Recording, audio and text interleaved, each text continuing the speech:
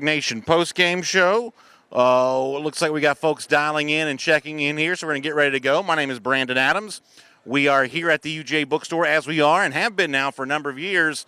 Each and every home game, our home, away from home, up here on the second floor. So if you're in downtown Athens right now, please come on by and see us. We are here and we'll be here now for around the next hour or so, getting ready to talk to you about everything going on with Georgia and its 63-17 win over Murray State. A lot of your comments rolling in on both Facebook and YouTube. We'll say hello to the Twitter audience there as well. Hope to catch up with Dog Nation's Jeff Sintel. We'll hear a word coming from the victorious Georgia locker room here too over the course of our conversation tonight. We also hope to be able to share with you some of the things the legendary former coach and athletic director Vince Dooley had to say upon having Sanford Stadium renamed in his honor, Dooley Field at Sanford Stadium. Let me give you one quick thought of kind of my overall takeaway from the game today, and then I obviously want to take as many of your comments as we can here over the course of the next hour or so. I thought ultimately the story for Georgia today was the young talent it was able to put on display. And really this is on both sides of the ball. The single most dramatic moments may have involved wide receiver George Pickens, who stepped in, has a couple of thrilling, exciting catches, and then there's the touchdown that he gets a chance to score. On the offensive side, that was certainly, from a Georgia fan's perspective, a great thing to be able to see.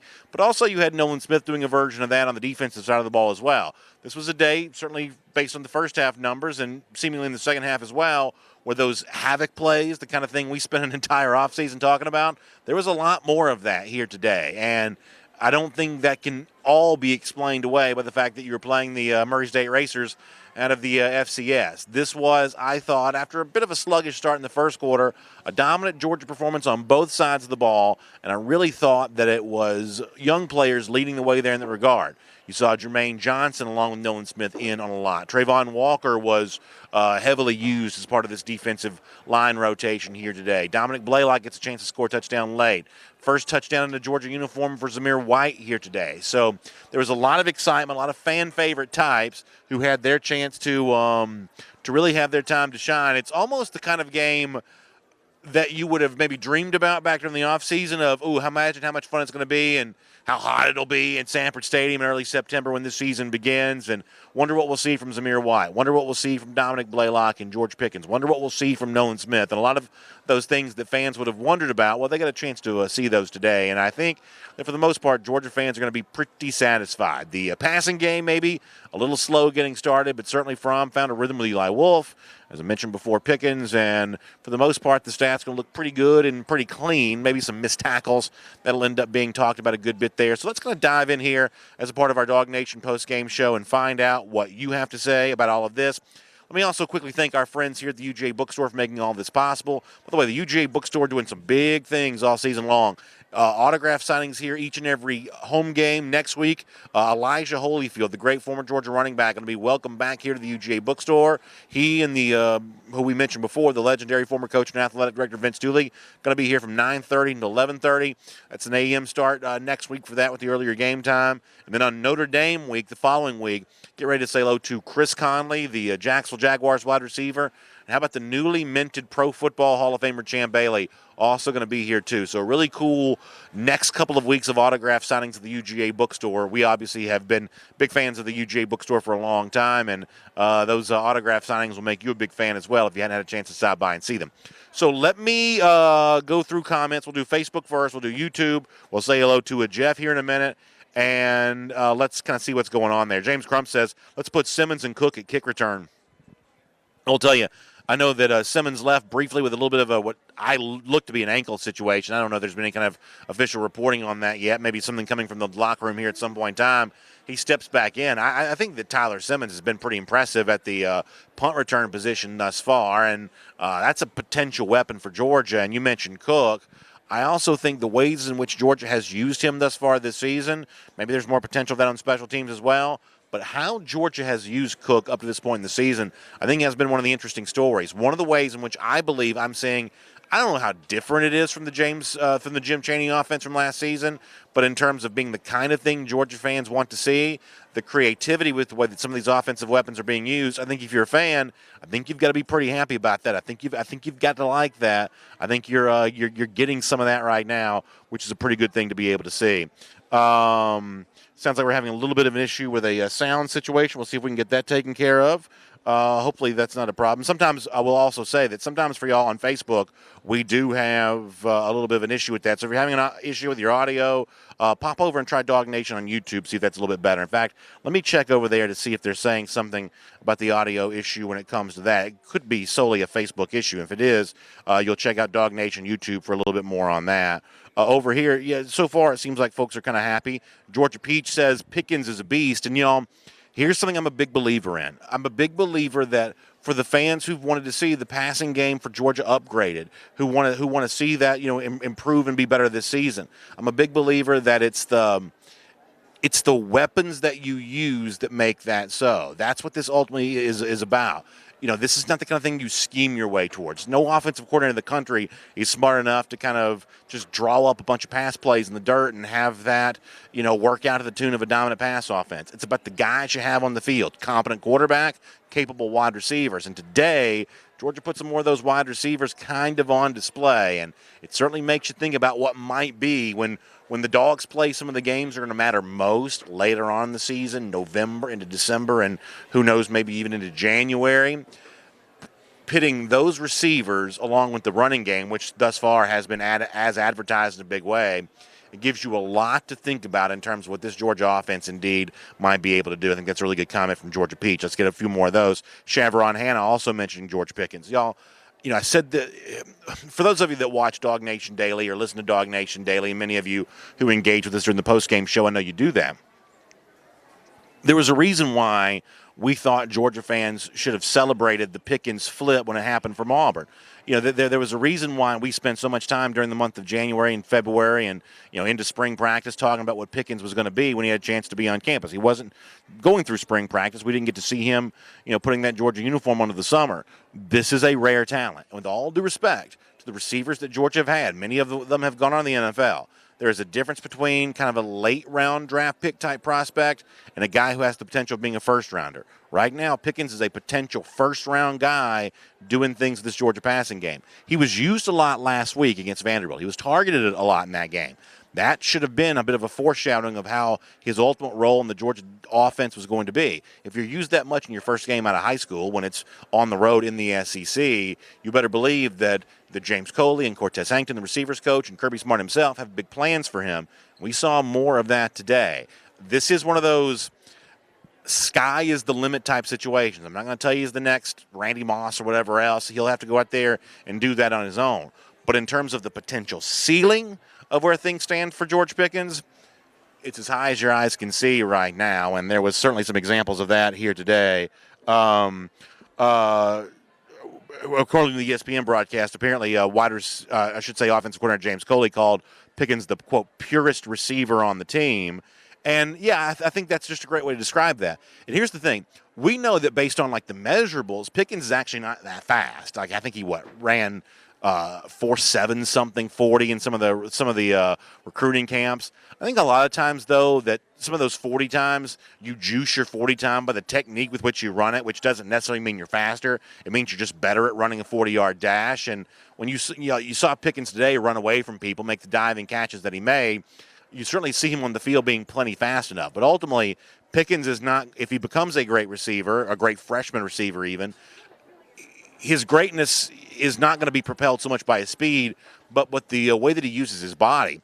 Coley apparently calls him a pure receiver. I think of him as the kind of guy that is just very comfortable being in the air. The one-handed catch that went viral from the scrimmage back in the early August, some of the things he did today. This is a guy, and he didn't make a one-handed catch today, but did you see the way when he did make one of those catches, kind of an extension catch, he's then holding on to the ball with one hand, which maybe the old school guys will tell you is not the best technique to employ.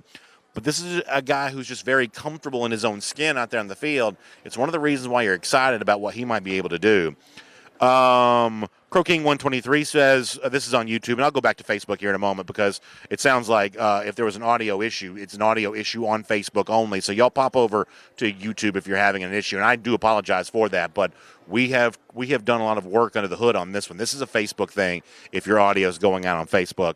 But anyway, Crow King 123 says that Stetson Bennett can keep the ship afloat, but I do not think he can win us a national championship. And Crow, I don't think that either. And I think the one thing that you should remember along these lines is how many teams in the country right now have a backup quarterback they believe they can win a national championship with? Probably none, right? I would say that the best backup quarterback situation in the country might be Oklahoma because they have a 5-star Spencer Rattler waiting in the wings behind Jalen Hurts. But for the most part, everyone's backup quarterback is unproven. You better believe that Ohio State's sweating it out if Justin Fields were to get hurt.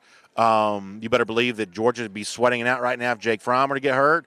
Alabama, much the same way if Tua Tagovailoa would get hurt, even though Mac Jones has been in their program a little longer. And Jones was a pretty good recruit, a one-time Kentucky commit, a guy who had other SEC offers.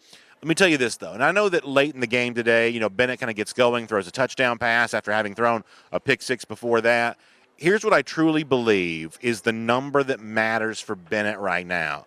The number that matters for him is how much he's playing. How much experience do you give him? Remember, Georgia got a chance to play him in the second quarter today, which I thought was a pretty valuable asset for his future.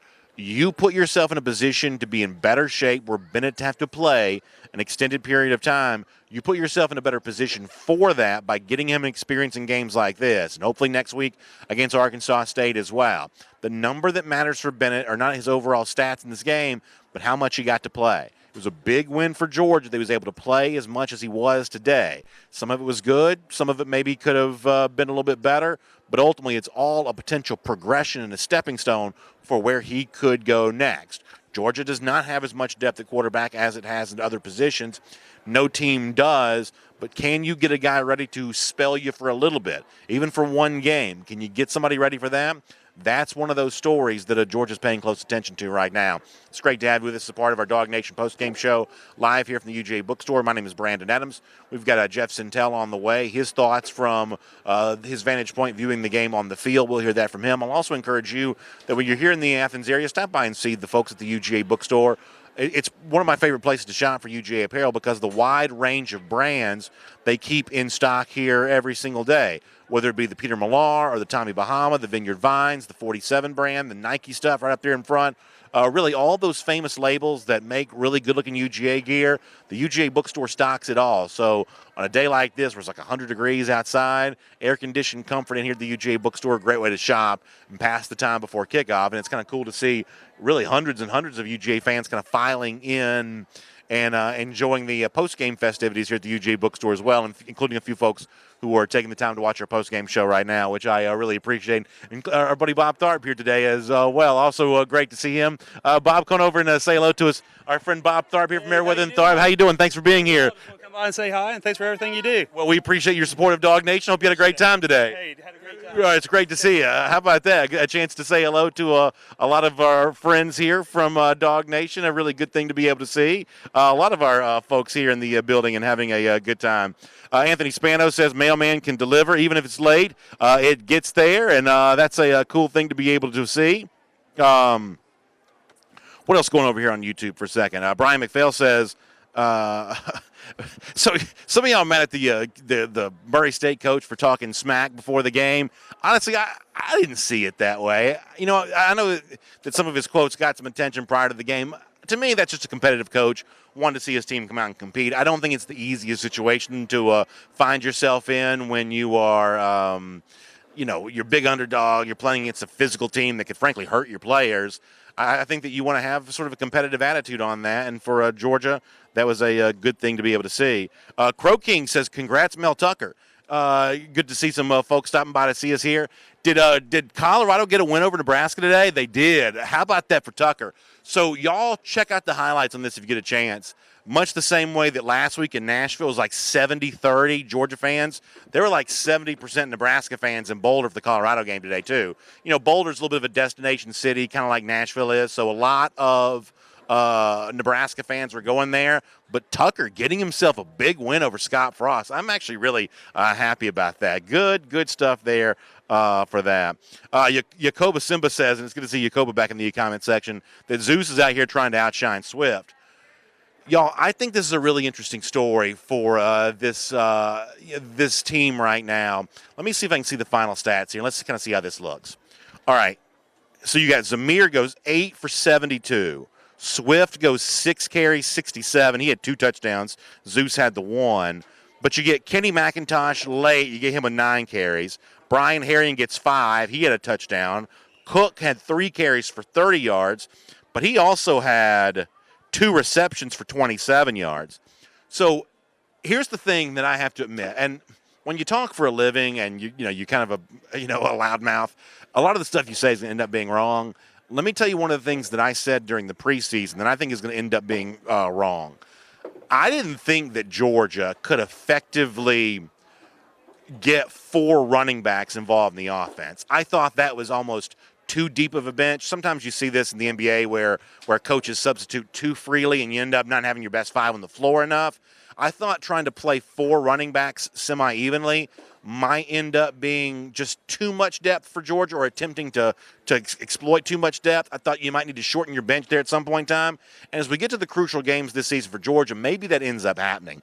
Maybe Georgia does end up kind of shortening things out a little bit. But thus far, they've had no problem getting Cook involved. A lot of that came early today. Deandre Swift, for a lot of the Georgia fans, and myself included, who we end up talking about a lot of these other backs a lot, Swift has reminded us now 2 weeks in a row that he's still the boss when it comes to this crew here a little bit, including 2 touchdowns today. So I think one of the interesting things for Georgia right now is the ways in which it's getting multiple running backs involved. We've seen Georgia pretty effectively use 3 before. 2017 was a pretty good example of that. Through 2 games, Georgia's had no problem using 4.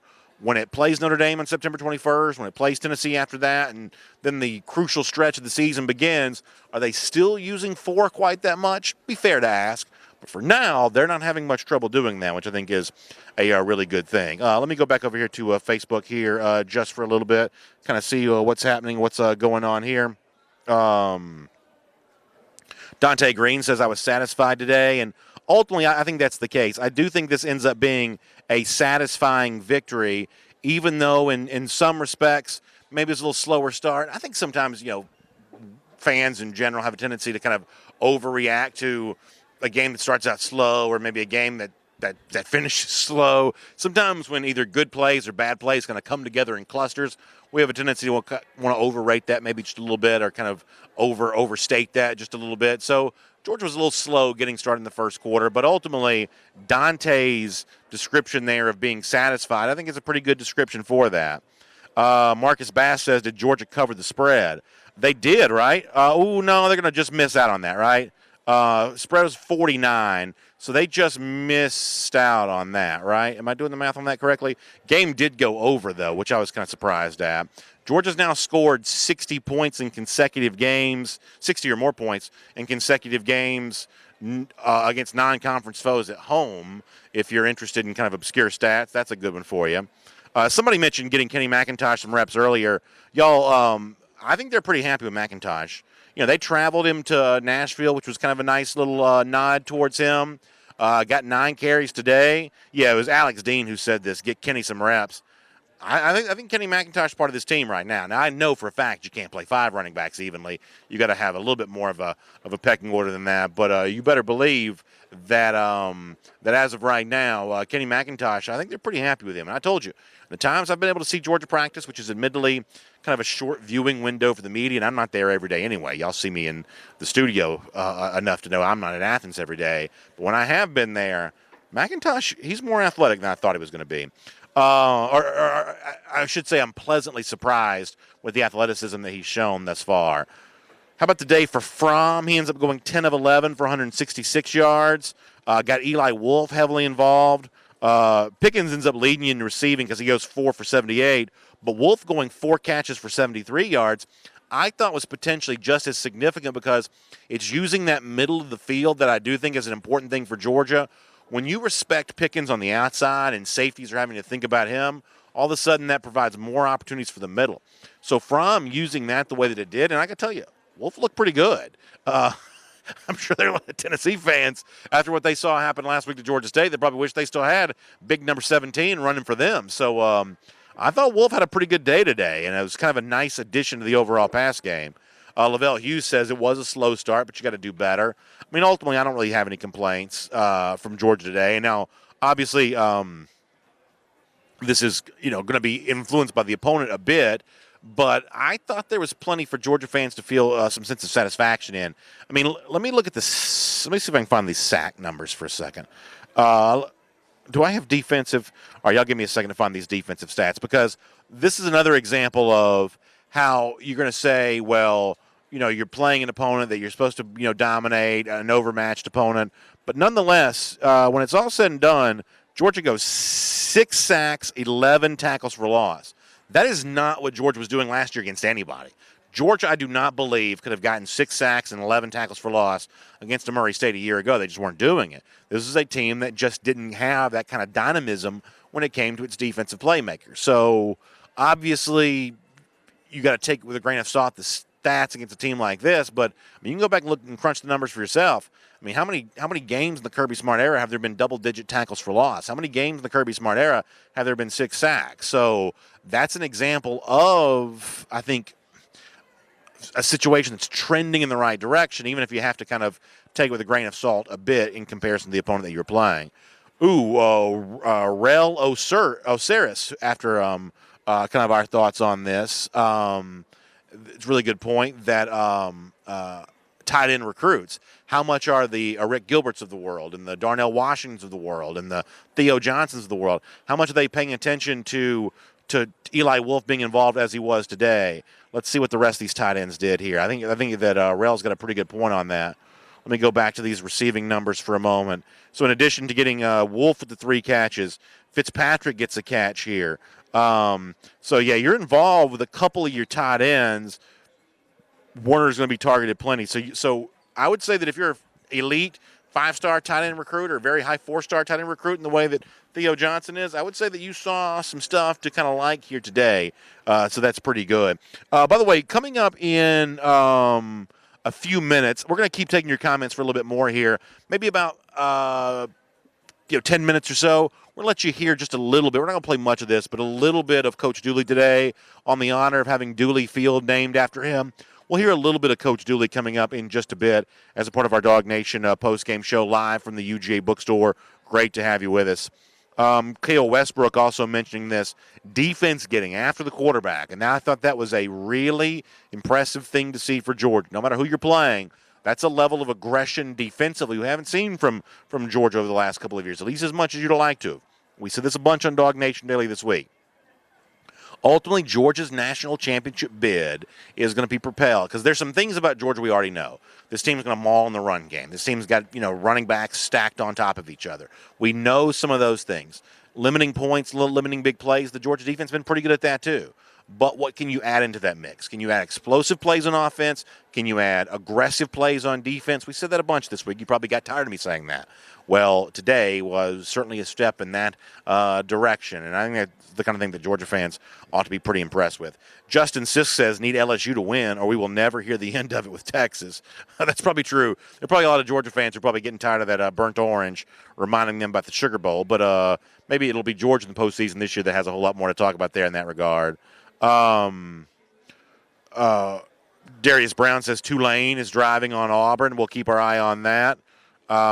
Marcus Bass says, or Rick Gilbert better not choose Tennessee. Yeah, that after what happened last week against Georgia State, a lot of folks would be surprised, I guess, if Gilbert ends up doing that. All right, here's Matt Rukavina. We haven't given any letter grades yet, but Matt's got one for you.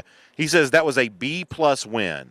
Defense had a lapse on one drive. Offense had a lapse on the sack and a drive. Still not great. Yeah, one of the things that's kind of hard to do during games is keep up with missed tackles. I don't really know of a good website that even tracks missed tackles during the game. It's just kind of hard to count in real time. In fact, I don't even really know that many websites that do a good job of tracking that after the fact, really. That's kind of a hard thing to keep up with. But my guess is there are going to be a good number of missed tackles. And I'm guessing on a Sunday or late Saturday night, and for a lot of these coaches, when a lot of that film starts being broken down, there are a few Georgia players who may have some, what's the word that one of the coaches, a lot of encouragement. There may be a lot of encouragement going on in Monday's practice for some of that kind of stuff. And listen, after 2 games of the season, you expect to have something to work on, and that is certainly what you're going to do. Would I give it higher than a B+ today? Probably not. Probably not higher than a B+. But I don't think a B+ is an insignificant grade. By comparison, I think I probably gave last week's game an overall B. I liked a lot more of what I saw today, and that's not just because Georgia was playing a worse team. I feel like giving it a B+ is not a bad thing. Tanya Godwin does mention the missed tackles, which is certainly a fair thing to be doing up. She also says they're going to be doing some laps. Yeah, that would not surprise me. James Bryant says we worked the passing game. We worked the passing game. We worked the passing game. We worked the passing game glory. And, James, I'm like you on that. I'm glad to see Georgia kind of able to get that done. Glad to see Georgia being able to do that. And ultimately, this is not about how you scheme. I don't believe that. This is not, Coley's a better play caller for passing plays than Jim Chaney. Jim Chaney worked with Drew Brees. He's a fine play caller when it comes to passing plays. I'm sure he'll have some okay games for Tennessee this year. This ultimately comes down to, do you have big dogs out there on that field who can go haul them in? And George Pickens is one of those for sure. He is one of those indeed. All right, let's do this for a couple minutes. Jeff Sintel is here. He's going to join us in just a moment. Let me give you a chance, though, before we do that, before I bring on Jeff Sintel here, I want you to be able to hear from legendary former coach and athletic director Vince Dooley. He was honored today. Dooley Field was named for him. He was honored there. And so I'm going to give you a chance to hear a couple of minutes from him, what his feelings were about having Dooley Field, the name, come up.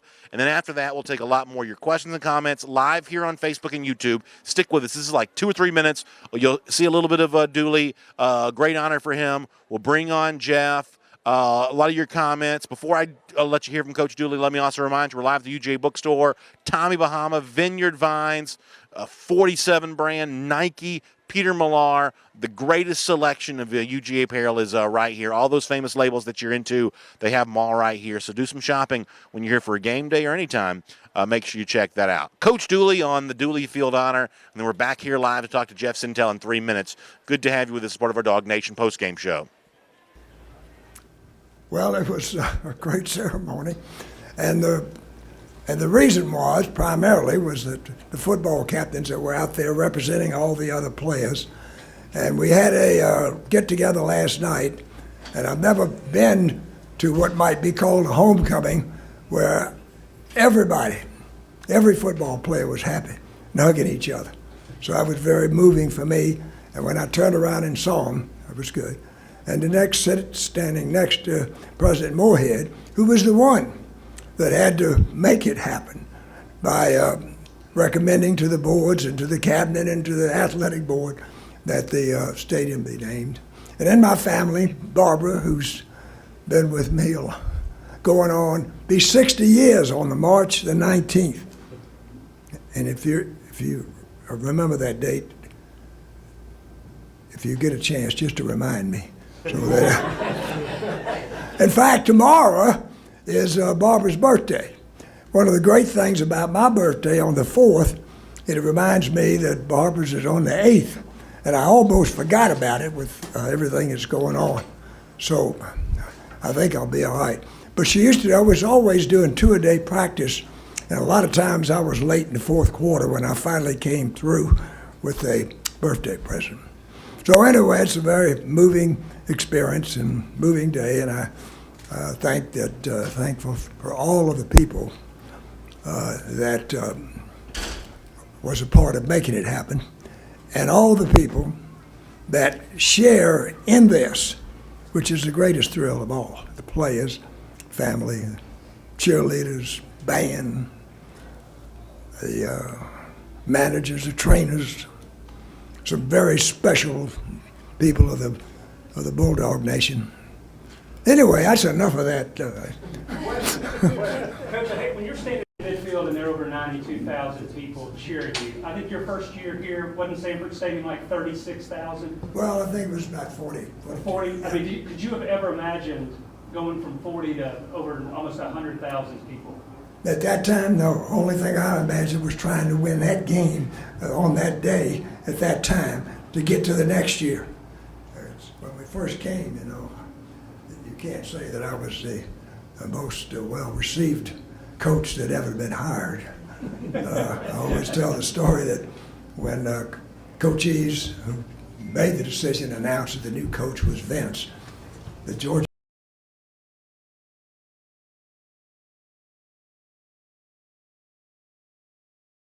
bookstore for our Dog Nation postgame show. We'll have the Vince Dooley interview in its entirety up on the Dog Nation video channels. I hope you'll check that out. I thought today was a great honor to see his name put on this stadium forever, a stadium that he's probably contributed to more than any single individual in the history of this university. To see it become Dooley Field at Sanford Stadium, I thought was an incredible honor, and there'll be plenty more celebration of that in the days to come at DogNation.com and on the Dog Nation video channels. My name is Brandon Adams. Also happy to have here Dog Nation recruiting insider Jeff Sindell, who was down on the field, which gave him a different vantage point than the rest of us got to see the game with. And I know a lot of you want to interact with Jeff, and hopefully me both. We'll do that with your comments here coming up. But, Jeff, let me, kind of start, tell you where people seemingly have been thus far today, and then give you a chance to share your thoughts on kind of what you saw and thought about the game. I think that ultimately this is a day that for Georgia fans, which was incredibly positive. A little bit of a sluggish, slow start to begin with, but Georgia showcased young talent on offense. George Pickens was as advertised. Nolan Smith on the defensive side of the ball, getting after quarterbacks all day long. I've talked a lot on Dog Nation Daily this week about ultimately the national championship bid for Georgia comes down to how explosive can you be on offense, how aggressive can you be on defense. Against an overmatched opponent today, Georgia was certainly both of those. That's not ultimately what's going to decide the national championship. It's going to be better teams than this later on in the season, but it was certainly an interesting foreshadowing of what might come in the games that truly matter. What did you see? As advertised, right? Can we all say that out loud? So a lot of things to think about here. I know most people wanted to go kick something when Georgia gave up that explosive play early. I think Mark Webb was the guy that got beat there. And I think what you got to look for here is Georgia. Murray State gave Georgia a lot of quads coverage. A lot of quad sets, and those quads really confused Georgia a little bit because everybody kind of had to be on the same page, and there were times that they just simply weren't on the same page. I think it was almost like playing Georgia Tech, the old Paul Johnson Georgia Tech, a little bit in that when you got guys spread out wide like that, in some ways it was a one-on-one battle to make your tackle. Otherwise, you didn't necessarily have safety help. Yeah, what they did is they got guys in space where they didn't have a lot of free shots at their skill guys to come get them. And, I think what most people are probably talking about is what you kind of hit the exclamation point in your voice about. Folks, I think George Pickens can give Georgia everything that Javon Wims gave Georgia in those big seasons. He looks like he can do that right now. And, there were a couple plays he made today where there was one ball where you just had to think about catch radius, where he used those webs, went across his face and went to get one. And I think the best thing for Georgia fans and George Pickens in general is now there's a real-life amazing catch to look at rather than that scrimmage one-handed Jim. Okay, so that's a very good point because some of the stuff he did in the actual 11-on-11 game today in real football was pretty spectacular, highlight-worthy itself. However, there's something you said there that I do want to push back on just a little bit, and I want to be very careful how I say this in respect to the receivers that have been here since Kirby Smart has been coach at Georgia. I think it's a disservice to Pickens to compare him to any receiver that's been in this program since Smart's been the head coach because Pickens has shown through 2 games the number of times he was targeted in week 1, his actual productivity here. This is by leaps and bounds the best prospect at receiver since Smart has been coach. You have to go back. I'm not going to say that Pickens is the next A.J. Green, but you have to go back to A.J. Green to find a receiver of this potential caliber on the Georgia roster. I'm not overselling what he's going to be because we'll find out that. In terms of the raw materials, no one since Green's had this much. I think this was a young pups type game today. And what I mean there is I tried to give a dose of a healthy dollop of respect there to Javon Wims because I think Pickens has already given Georgia that already 2 games out of the box. He's a little bit more explosive. He's a little bit more stretched the field. He can go up and get a ball on anybody. And it was really funny when you're talking to, not funny, just matter of fact, the players in the post-game session when they met the media, they were just kind of basically telling us that Pickens has been doing that all fall camp. He's been making those plays, those stretch plays, those vertical plays, rather than just the one everybody saw where he just one-handed one and did an OBJ on it. And I think bullpups or young bucks is a good kind of common denominator for this game, Brandon. You got George Pickens' his first touchdown. You got the first Zamir White touchdown. You saw Kelly Burnett also mentions Dominic Blaylock finding the end zone in the fourth quarter here today. everybody. I mean, it was almost like Kirby had all the freshmen on his fantasy team, and he wanted to get some points out of those guys because Nolan had 1.5 sacks. He was all over the place. You saw, man, it's just not fair when Georgia's got Adam Anderson and Channing Tindall out there in the fourth quarter with 4 or 5 minutes left, and those guys are having to make plays against poor little FCS Murray State. It's funny, I was walking by, I think it was the post-game radio show for Murray State as I was coming to this broadcast, and I think the Murray State coach just simple matter-of-factly said that's why they're rated the number 3 team in the country. That's why they're number 3 for a lot of big reasons there. And you see a lot of things, Brandon. I think maybe the biggest thing is how the defense kind of turned the tide a lot there for Georgia. J.R. Reed makes that big scoop and score. That's reminiscent of that big return he had against Florida last year. And he said there's really nothing like the defense getting a chance to score. And I think the havoc rate, Brandon, for tonight is probably going to be somewhere around 30%. Yeah, I think it's 6 sacks, 11 tackles for loss. Even against an overmatched FCS opponent, Georgia could not have done that in 2018. Those kind of double-digit TFL performances, 6 sacks performances, I'll invite folks to do the research on that themselves. How many times have those kinds of numbers been put up against any opponent in the Kirby Smart era? That's an example of an upgrade here from Georgia, and obviously we'll hope to see more of that as Georgia gets into the games that really matter here this season. Let me do some Facebook comments. Jeff, I'm going to read these and give you a chance to kind of react to this. Drew Roman mentioning Tindall as a sleeper. I saw him get after the quarterback here late in this game here today. Once again, another game where Quay Walker was on the field. At one point in time, Walker absolutely walloped somebody. What do you make of the pecking order at linebacker right now? Yeah, I think we all saw Nakobe Dean. I think he was in on the first series, maybe even the second or third play of that first series. He was lined up off the edge. And can I say one thing about that? Not to interrupt you, but y'all go back and watch the dog walk video from Dave. We have some of this. Maybe we can show this. That 2019 class, from a fashion standpoint, is changing the game for the dog walk. They are changing the game. Nakobe Dean looked amazing today. He had some velvet loafers on with his black suit. I'm talking about he looked sharp. Nolan Smith looked like a $1,000 an hour lawyer. He had the classic sort of conservative suit on. He had the Gucci backpack on, Brandon. I know you got one of those back home, right? Listen, Trayvon Walker was looking sharp. That 2019 class is raising the level of the dog walk fashion show. So before we end up like Joan Rivers and somebody at the Emmys on the red carpet, got to say one more thing about Tyreek Stevenson, the dream chaser. He had the old velvet jacket on as well with the black lapels. I don't hate it. A nice clean haircut and everything else like that. It is just bonkers how Georgia is lining up guys like Tyreek Stevenson in the fourth quarter of a game against an FCS opponent. You saw Zion Logan there. You saw Bill Norton in there. And I hope you guys have mentioned this, at least on the broadcast at one point, how Georgia went with Jamari Sawyer at right tackle, and then Cade Mays was at right guard. And then Georgia, after the second or third drive, they went Ben Cleveland at right guard and Cade Mays at right tackle. So there was a lot of switching back and forth. Yeah. Jake Fromm even said in his postgame thoughts that got to get some protection issues cleaned up, because I think Fromm today was 10 out of 11. I know that yards per attempt is going to look pretty sporty. Eli Wolf was not running any of those stick routes. He was out there in the slot. Flex end is what he was playing right there to give all those five-star recruits in the 2020 class a good example of what to see in this Georgia and this James Coley offense going forward. I hope, Brandon, the TV broadcast has shown a little bit about this, but Georgia now has these big posters on the sidelines. Have you seen those? I saw one. One of them is one of those, the call posters, right? Yeah, it's a checkerboard, and one of them's got Quavo, one of them's got Pink, one of them's got Spider-Man. One of them had the Nature Boy Ric Flair. One of them had the word pink. One of them had Tom Brady on there. I'm waiting for one of them to have Dog Nation Daily on there, or Eddie the Blind Squirrel.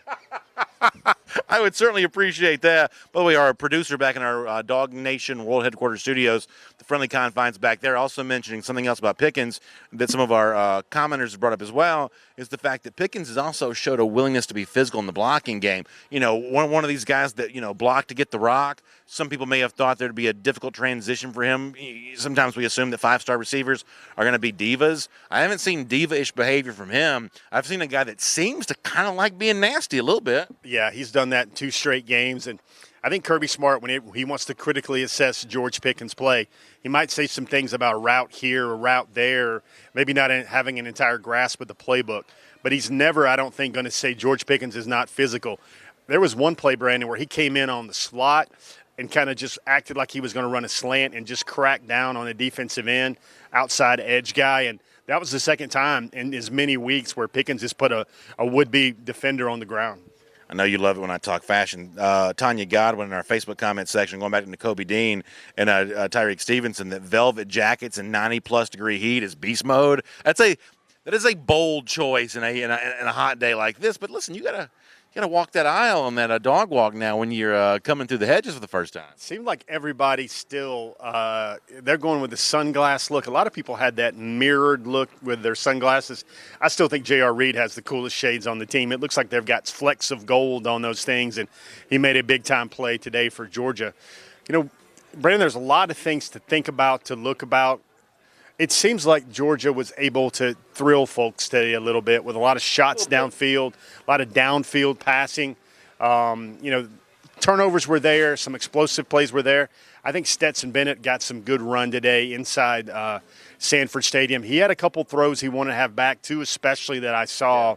But, Kenny McIntosh making plays. There's a whole host of guys to talk about tonight. Well, I said this about Bennett before you came over here, that to me the number that matters for Bennett, and ultimately his final stats end up looking like this. Bennett goes 9 of 13 for 124 yards, throws 2 touchdowns, does have the one really ugly pick six. But the only number that matters here, and I'm thinking you're going to agree with me on this, it's the total number of snaps that Bennett's able to take. Last week against an FBS foe, Alabama found 6 snaps for Mac Jones.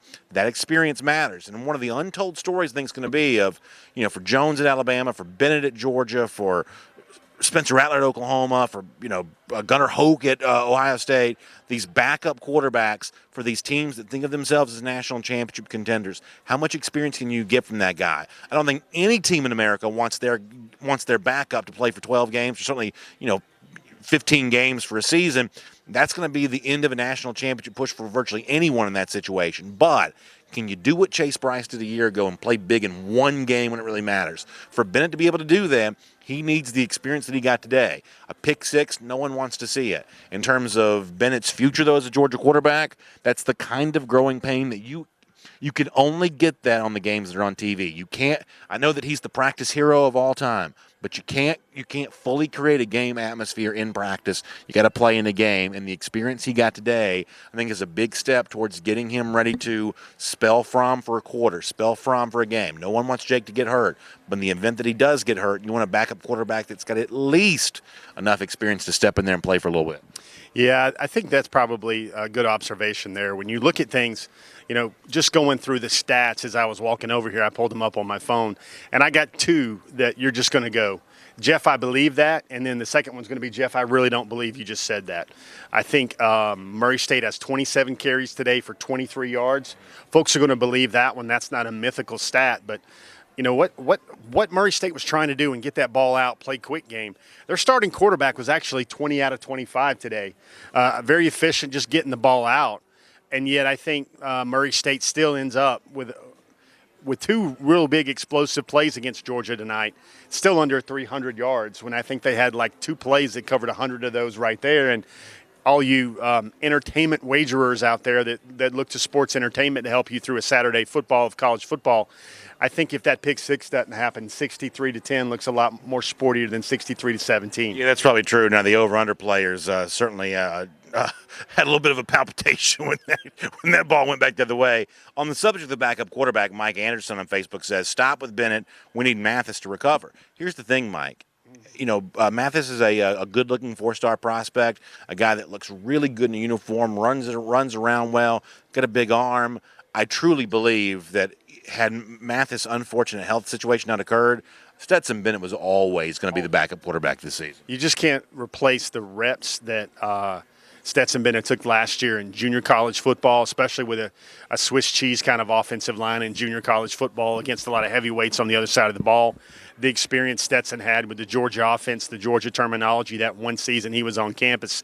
And before that, Stetson Bennett was running a lot of high-tempo, spread, high school offensive concepts there at Pierce County out of Blackshear.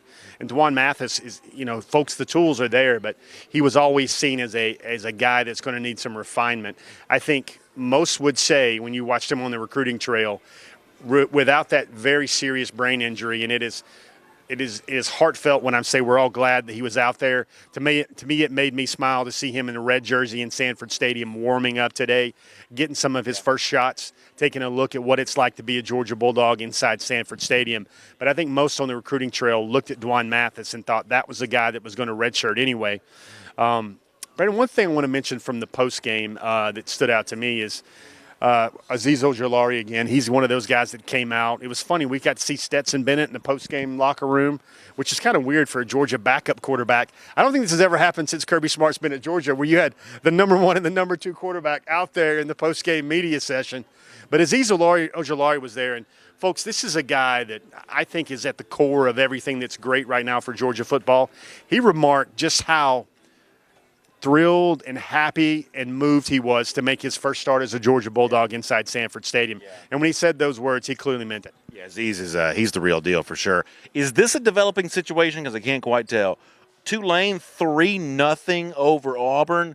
We're still early, right? It's like that's still first quarter. So, but Tulane is up over Auburn right now. Y'all tell us what's going on in that Texas LSU game too, and don't lie to us because we'll find out if you are. Some of y'all like to put these phantom scores in the comments section. We'll catch you on that if you do. One of the things, Brandon, we saw post game is Cade Mays actually came out and met the media as well. He was very happy to be a part of the victory, and I think that's his first post game media session as a Georgia Bulldog. And Cade was very, when you hear this young man speak, very intelligent. Even though he comes from really simple, humble roots in Knoxville, Tennessee. But he was talking about how proud he was as the offensive line that went through some changes. And I think that's a good moment for me to kind of go through a really quick injury report today. Isaiah Wilson was in a walking boot. Tommy Bush was in street clothes. Also, who else was the guy that I saw earlier? Owen Condon didn't dress out today either. You got a chance to see Xavier Trust, and that was a guy that Cade Mays brought up, independent of any questions, about a guy that's impressed a lot of folks. Xavier Trust, that's the 6'7", 330-pounder out of Rhode Island. He thought that he's been making some good progress so far during fall camp the last couple of weeks. Rolling through a couple more guys, there was one more guy that it was interesting to see limited today. Well, Tyler Simmons left the field for a while and came back. He came back, got back in on punt return as well. Bush was another guy that we saw in street clothes as well. All right, quick update on the score. I got 3-0 LSU on Texas. That is with 5:04 to go first quarter. We'll keep our eye on that. Bill Kibbe says that Tulane's manhandling Auburn right now. You hate to see that. All about the Waves, talking about John Emery there for LSU. Yeah, it'll be interesting to see what kind of game he has for tonight. Other comments to get to here. Oh, by the way, all about the Waves, too, on this. How about Mel Tucker getting a big win for Colorado today? About 70% of that crowd in Boulder were Nebraska fans, but Tucker goes out and gets the win. He gets his rivalry win over our old friend Mike Bobo to start the season. Big-time non-conference win here today with Nebraska from the Big Ten coming in. That's a good job for Mel Tucker right there. We might say this for the first time in history this year, Brandon. Defense wins Pac-12 championships, right? Yeah, they're certainly trying to do it a different way there in that league for sure. What else is going on here on YouTube? We'll do some YouTube stuff, then I'll get back over to Facebook. Oh, yeah, VTW predicts he thinks that Azeez Ojulari will lead the team in sacks this year. Sometimes I get into the minutia when it comes to the stat stuff. I thought Azeez is sacked for like the second week in a row. And I said this last week. I think this week is definitely true. I think Azeez ended up getting half a sack for a sack that I think belonged to him solely. Yeah, he got one where I think Jermaine Johnson had a guy, but the quarterback peeled off of Jermaine, and Azeez was able to clean that up. And, Brandon, it's getting to the point with this pass rush where you can see it's not a shameful projection at all. to sit there and think that you could see Aziz Ojulari and Nolan Smith both putting up about 15 combined sacks this season. And that would be kind of unheard of so far with Georgia under Kirby Smart. Yeah, no doubt. No doubt. Sounds like Furman and Georgia State. So the team that beat Tennessee last week, somebody says they're struggling right now with Furman. We'll get some confirmation on that. We'll kind of see where that goes here in a little bit. Final of the Clemson Texas A&M game. 24-3. 20. Yeah. So an important margin for some. Clemson does win that one 24-3. I mean, listen, there's a huge history of this. When you got two teams ranked in the top 12 and one team's nearly a 3-touchdown favorite, there is very, very little precedent for the underdog performing very well in that. And today was another example of that. Rel Osiris says the LSU just turned the ball over, so we'll keep our eye on that. Eric Huffstetler says it was Murray State, calm down. And listen, I would say that, Eric, there's room to calm down on both sides because you should have been in the forum at forum.dognation.com when people were losing their mind in the first quarter over this game not going well. And I think one of the things you certainly heard us say, me especially, because I've checked to make sure I do this every single time, that the satisfaction that I've seen from Georgia today and the satisfaction that I think some of the fans have expressed as in having seen from Georgia is not because Georgia went out and dominated an overmatched opponent. I'm telling you right now, some of the things that Georgia did today, they couldn't have done against any opponent last year. Some of the defensive stuff, now there's going to be plenty of missed tackles and all that kind of stuff. Some of the things that Georgia did defensively, they couldn't have done against anyone. And the kinds of things that Pickens did today, folks, that travels. It travels to Athens 2 weeks from now when Notre Dame comes to town. It travels to Knoxville 2 weeks after that. You better believe it travels to Jacksonville, where they're going to be quaking in their boots about trying to stop him, and then December and on. So you don't have to be playing the 85 Bears to know that George Pickens can play the game based on some of the stuff that he showed today. Yeah, so I'm trying to get through all the final stats, but Brandon, game 2, this is what we've seen. Zamir White is the rushing leader today for Georgia. George Pickens is the receiving leader tonight for Georgia. And I got all the stats, too, if you want anything. Yeah, and so you've got, and I believe Nolan Smith will actually lead the team in sacks today as well with 1.5. I don't know if he got one in the second half or not. Well, let me bring you in on something I was saying before you joined, because as I kind of jokingly said a little earlier on in our show, when you're kind of a loud talking blowhard like me, you're going to say a lot of stuff that ends up being wrong. And one of the things I was most wrong about in my preseason talk about Georgia was I completely discredited Kirby Smart's statement from a couple of weeks ago that they would potentially use 4 running backs semi-evenly. I said at the time that Kirby's just blowing smoke. You can't use 4 running backs. You're going to have to shorten your bench at some point in time. And maybe as you get to the more crucial contests later on, they will do that. But thus far, very effectively using 4 backs. Cook had fewer carries than the rest, but they got 2 big catches for him today. So he's going to end up total yardage being up over 50 yards as well. You're utilizing 4 backs pretty effectively right now, finding multiple touchdowns for backs, throwing the ball to multiple running backs. This is actually one of the interesting wrinkles that James Coley's provided here, the creative ways in which they're using these varying skill sets of these UGA running backs. That's actually really fun to watch. Look how Georgia did a couple things differently from the Vandy game, and I know this is Murray State and those mighty racers out of Kentucky, but the time of possession in this game was roughly split at 30-30, and yet Georgia had 300 more yards of total offense than Murray State. That's very hard to do. And then the other thing I'll point out is, remember last week, Brandon, Georgia was 1 of 7 on third down. They were actually 8 of 10 today on third down. But the first group, that's something that Jake Fromm said in the post-game media session. He said the first group, ones were 8 of 9 on third down conversions. And if you're doing that against Air, that's still what you want to see. Alex Dean in our Facebook comment section said, "Are sacks part of the UGA culture yet?" That's a reference to something the pass rush specialist and former NFL defensive end Chuck Smith said when he joined us on Dog Nation Daily this week, criticizing Georgia in the past for maybe not having a pass rush culture. Obviously, Chuck just loves rushing the passer, so he takes that kind of stuff really, really seriously. And he's done some great individual work with guys like Nolan Smith over the years, so he's definitely put his money where his mouth is. And I don't know how much the pass rush culture has changed, but much the same way I'm going to tell you with Pickens, that when you have an elite athlete, an elite body type for that position, all of a sudden there's a threshold opened up of possibilities. It's the same thing on defense. With all due respect, Nolan Smith is just a better caliber of athlete than some of what we've seen from Georgia at this position before. Jermaine Johnson, whose ankle is now apparently healthy again, he knocks on the door of that same kind of thing too. Aziz Ojulari, and I'll always be fascinated by this kind of stuff. Was Aziz always this good and guys like me not giving him enough credit, or the extra weight that he's put on, has that made him that much more valuable? But between Ojulari and Smith and then, Jermaine Johnson knocking on the door, you've just got a different caliber of player getting to the quarterback. It's about one-on-one battles. It's about, it's about leaving offensive linemen in the dust. And Georgia's got at least 3 guys this year that show some real capability of being able to do that. This is what I want folks to, I'll keep using a favorite Brandonism of mine is not to get too ahead of your skis here a little bit, but just think of 2 positions, folks. Think of Georgia losing Mecole Hardman, Riley Ridley, Terry Godwin, all those 3 guys to the NFL. And yet the receiver room seems just as potent, maybe a little bit more explosive. At least they've got bigger play athletes when you look at guys like Demetrius Robertson, Matt Landers, George Pickens.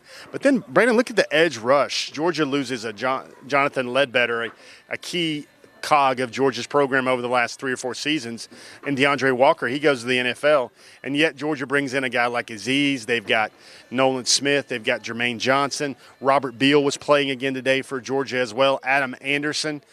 It looks like outside linebacker, wide receiver, 2 positions where they lost some guys out on the edges of both of their fronts. It seems like Georgia is at least as deep and talented as they were a year ago. We got a situation. 7:41 to go, fourth quarter. Louisiana Monroe is 35-31 on Florida State right now. Do we think that can Taggart get fired in season? So that's the kind of thing that gets you fired in season right there. Browse takes over, you think? It's Kendall Browse. Kendall who's the offensive coordinator. You know what I'm talking about there.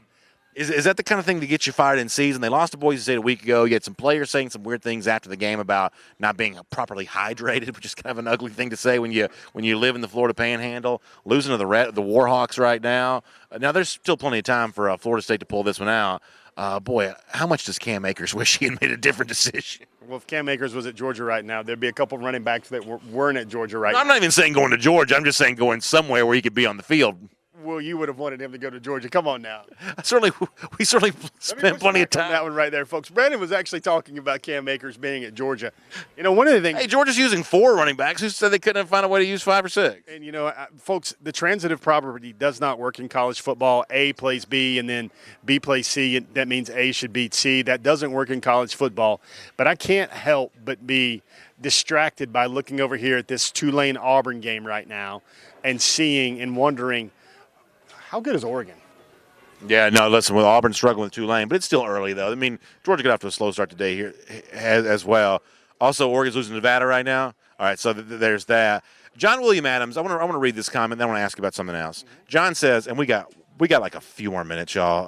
I'm not even sure at this point who's even still watching, but we're going to do a couple more minutes, and we're going to get off. John William Adams used the word freaks, and I know in football terms that's an overused word. Javon Curse was a freak. Randy Moss was a freak. We've had like freak, air quote, athletes in this sport before. Georgia definitely has right now a few of these guys, and potential does not equal production always. Some guys end up not always looking on the field the way they look in a warm-up situation or the way they flash from time to time. I totally get that. There's a chance that some of the things that we see today, they don't fully come to pass for the entirety of the season. But when you talk about like on a team full of athletes, there are a few athletes on this team that look even special.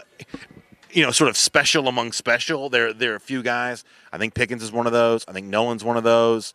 Who else shows up in that regard for you? John uses the phrase freak. Who are the freaks? Who are those guys that go along with Nolan and George in that respect? Well, you got to start, I think, with the best overall player on the team, and you don't think Andrew Thomas is hand in the ground freak, but folks, did you see him out on the edge in Vanderbilt blocking, running downfield? Remember, he was the guy that did a hand slap that put an Alabama rush edge guy on his butt last season. And Brandon, to me, it's happening at every level right now. I think the way Eric Stokes plays the cornerback spot, how fast he is. Tyreek Stevenson, although he still has a lot to learn, I think he's a guy that flashes and just looks like a guy that has clear Sunday futures. You mentioned Nolan. Trayvon Walker was back out there again today, guys, covering kickoffs as well. 6'6", 290 pounds. I still believe he's going to get the kickoff banned. I mean, they're going to stop. They're going to stop doing it. He's just too big. So I was talking to a high school coach this week, and that subject of what Georgia did having Trayvon Walker out on the field came up, and he said, which is what I thought a smart offensive line coach or a smart high school coach would say, if Georgia's going to put a big guy like that, a dude that big and that fast and that agile and hostile out there on the field, he's like, I'm going to put one of my tackles out there because I'm going to get that guy to block that guy so none of my guys get killed or train wrecked during the game. A lot of these things, Brandon, I don't know if we ever thought we would say this, but we probably need to say this. Eli Wolf has 4 catches for 74 yards. He was a weapon, like a legit. This is not just something they did to Tennessee to spite him. This is like a legit weapon.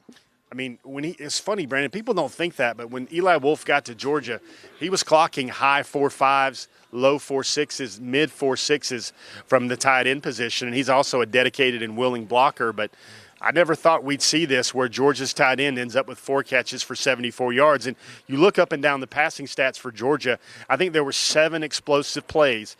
Kirby Smart describes an explosive play as a ball that goes for 12 or more yards. I think there were at least 7 explosive plays in the passing game. There were actually 7 that went for more than 15 yards in the passing game.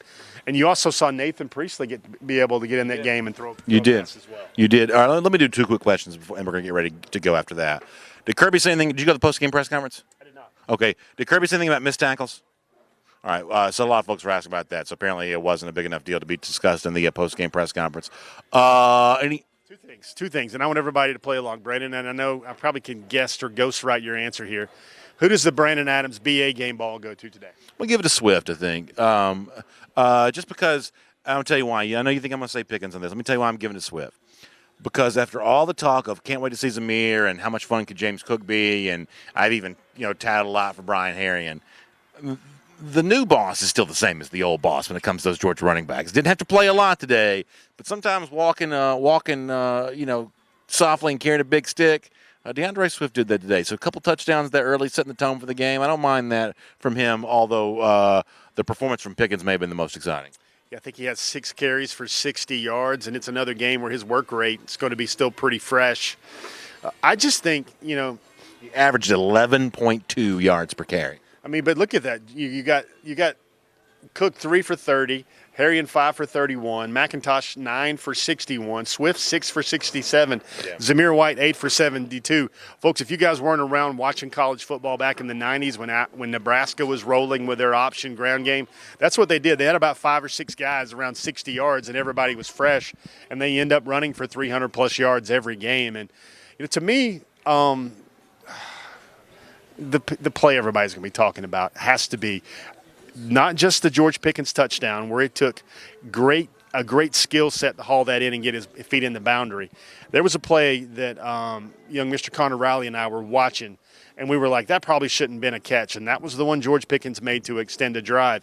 And there, folks, you have 2 other plays with Pickens besides that vertical shot downfield where he had to stretch out and lay out to catch that ball. All right, we're an hour in. Everybody wants to go home. Let me by the way, here's Kirby on Pickens saying the most impressive thing he did today was make a block on a DeAndre Swift run, which is the most Kirby Smart comment you'll ever hear in your entire life.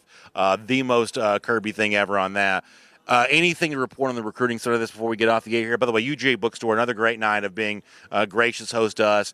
Anything to report or mention on the recruiting front before we go off the air here? How was it for Georgia on its first day to get a chance to host guys for the 2019 season? Well, I'm going to say this. The amount of buzz and intensity and excitement level for the Notre Dame game, that far on the edge of the spectrum. As far as recruiting weekend go, I'm going to put that one on the other edge of the spectrum. You saw some 2021 guys show up. You saw Tate Ratledge was here, a 2020 commitment that was here.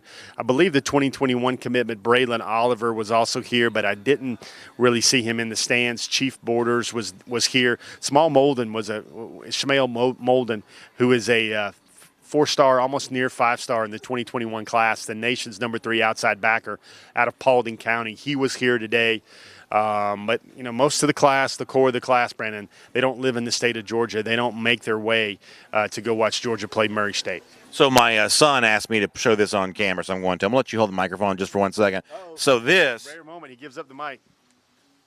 They're giving. Hold, you got to hold it so I can talk. They're giving this away at the UGA bookstore. I'm doing it backwards. So they were giving these away today. They thought it was kind of cool. You can get one of these for yourself. On the other side, it says UGA bookstore. It's just kind of some of the fun stuff they're doing at the UGA bookstore each and every game here. And as we said before, they're gracious hosts for us every single time we're here. And it's been kind of fun to watch over the years. The number of people who come on by and say hello to us each and every Saturday here. Always appreciate that. So if you need Peter Millar, you need Vineyard Vines, Tommy Bahama, 47 brand, Nike, really all those really cool labels that make the best UGA gear. They sell it all right here at the UGA bookstore. So come on by and see us when you're going to be here this season. I know a lot of folks had a great time here today. For those of you in the comments section, thanks for participating in this show. It makes it fun to hear what you think about the game because, listen, we want to have kind of a free-flowing wild ride after games. We certainly appreciate you contributing to that. Jeff, any quick final thought from you before we say goodbye here? Explosive plays, variety of athletes. The young Bucks, the young Bulldogs were all on display. I'm sure all the game stories you read about on the coverage of this win on dognation.com with game balls and explosive plays and exclamation point plays. This game right here was full of them, as it should have been. 63-17 is your final. Georgia beats the Racers of Murray State. I'll see you Monday morning, 10 a.m. for Dog Nation Daily to talk about that back from the friendly confines of our Dog Nation World Headquarters Studios. Jeff's got you throughout the week at dognation.com and the forum. And, by the way, I'll see you next Saturday during the forum there as well. Very spirited conversation we have each and every Saturday in the game thread, forum.dognation.com to stay up to date on all the things happening around UGA. Y'all enjoy your weekend. Enjoy the rest of these games here tonight. We'll talk to you next time as part of our Dog Nation postgame show.